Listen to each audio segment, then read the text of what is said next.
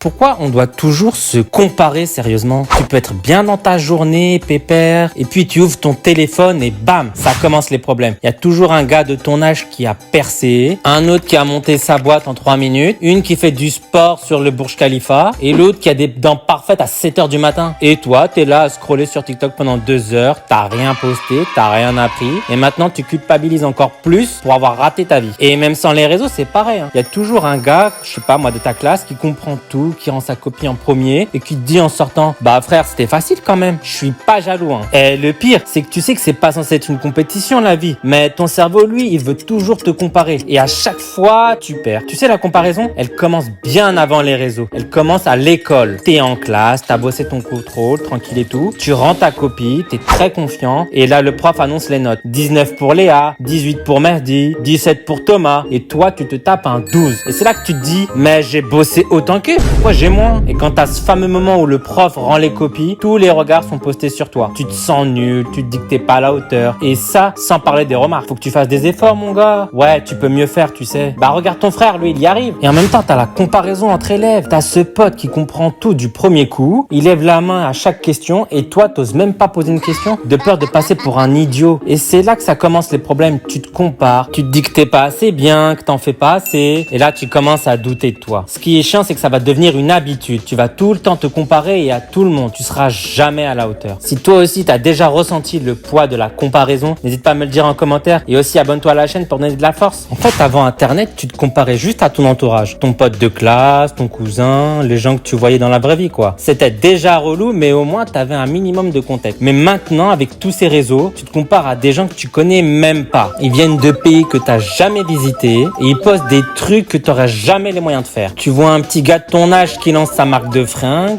une youtubeuse beauté qui parle avec Elon Musk et un collégien qui chill à Dubaï en te disant comment faire du bookmaking. Pendant que toi, t'as même pas fini ton plat de pâtes qui est juste devant toi. Et le pire, c'est que tu sais que tout ça c'est fait. Tu sais que tout est monté, filtré et calculé. Mais ton cerveau, lui, il veut rien comprendre. Il te plante juste un couteau dans ta confiance. Et ça va devenir automatique. Tu peux même plus apprécier un moment à toi sans te dire: ah bah ça c'est pas instagrammable. T'as bien mangé? Oui. Mais t'as pas pris la photo, donc t'as raté. T'as fini ton projet? Oui. Mais t'as pas percé avec, donc t'es un gros nul. Quand tu te compares tout le temps, t'arrêtes de croire en toi. T'oses même plus lancer de projet parce que t'as peur de flop. Et même quand tu vas réussir un petit truc, tu vas tout de suite relativiser. J'ai eu un 14, c'est cool, mais l'autre il a eu 19. Et en plus, il a une superbe chaîne YouTube alors que moi, j'ai même pas 43 vues. C'est ça le plus fou. Tu sais que les gens ils postent que le meilleur, que c'est filtré, coupé et monté, mais ça va pas t'empêcher de te sentir nul. Et là, t'oublies ce que t'es toi. Tu fais plus rien pour toi, tu fais pour être vu. Et plus t'essayes d'être comme eux, plus tu vas t'éloigner de ce que tu es. Et c'est là que tu vas perdre. Pas parce que t'es nul, hein, mais parce que tu crois que ta valeur dépend du regard des autres. Et au final, t'auras plus envie de créer, d'essayer. Tu vas rester bloqué et tu vas passer ton temps à scroller sur les réseaux en étant dégoûté comme pas possible. Donc faut pas que t'oublies que la comparaison, c'est pas juste un bug mental, c'est un piège. C'est un truc qui te fait croire que ta valeur dépend de ce que t'es pas encore. Mais t'es déjà quelqu'un. Et ça, j'essaye de m'en souvenir petit à petit. Pas pour mentir, mais pour avancer. Et si toi aussi t'as ce sentiment de parfois être en retard, d'être trop lent ou trop rien, bah t'es pas le seul et t'es pas cassé du tout. D'ailleurs, si t'as déjà ressenti ça à cause de ton apparence, de ton corps, de ta taille ou de ton poids, j'ai fait une vidéo où je parle de tout ça, de ce qu'on cache ou de ce qu'on critique. Donc si tu veux la voir, elle est juste là. Donc abonne-toi à la chaîne pour qu'on continue le chemin ensemble. Salam animé à toi!